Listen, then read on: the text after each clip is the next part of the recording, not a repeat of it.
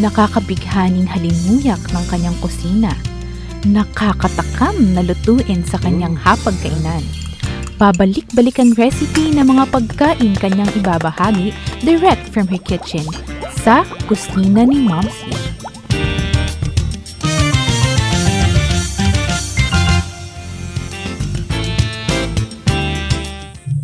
Welcome sa kusina ni Momsy. Ako ang inyong kakusina, si Momsy Shelo Ibasco.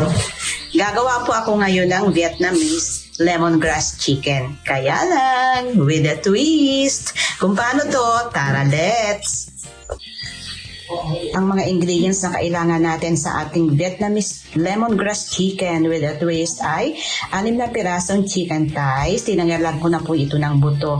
1 stalk ng shallot, 4 na stalk po ng tanglad, 7 pirasong bawang, 2 tablespoons brown sugar, 1.5 tablespoons toyo, 1.5 tablespoons patis, and 2 tablespoons water. Hiwain lang ng maliliit yung shallot at saka po yung tanglad. Next po, after na mahiwa ng maliliit yung shallot at saka yung tanglad ay tagtarin ito ng pino. Pero kung meron po kayong food processor ay pwede nyo po itong i-process sa food processor.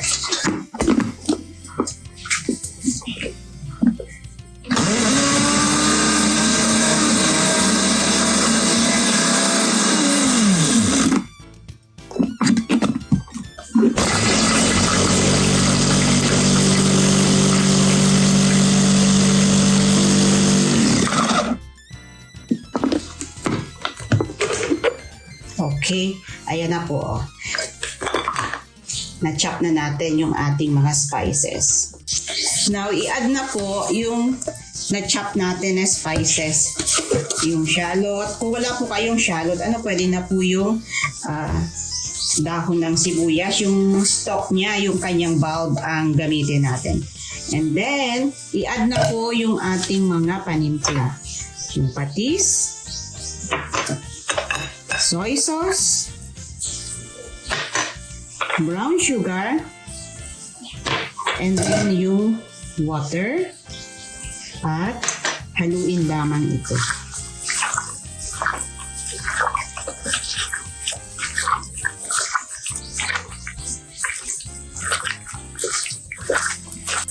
And then, takpan.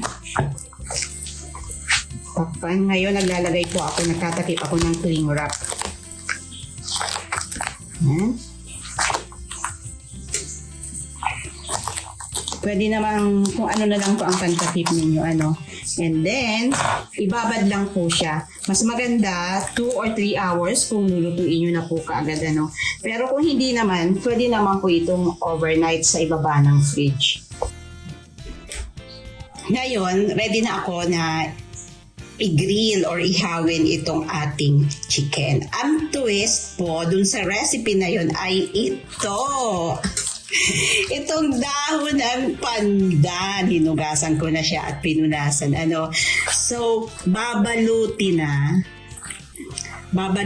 ng dahon ng pandan yung ating chicken.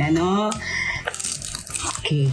So, gagamit tayo ng maraming dahon para mabalot siya. Yan.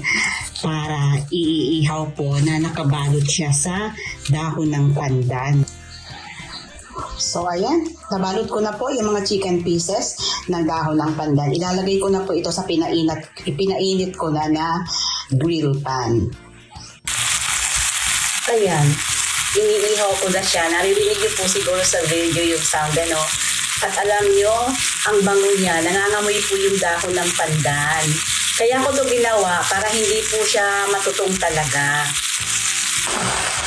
Ayan po, after 10 minutes, binaliktad ko na po siya.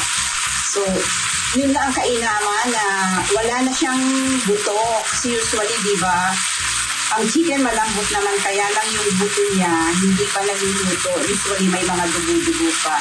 Kaya maganda talaga na inaalis po yung buto.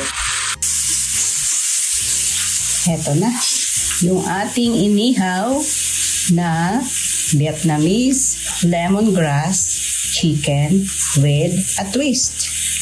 Ayan, tinatanggal ko na yung ating twister.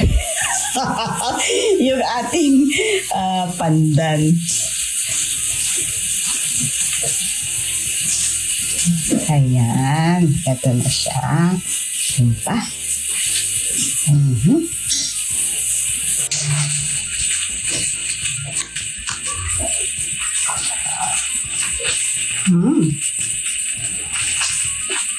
Juicy.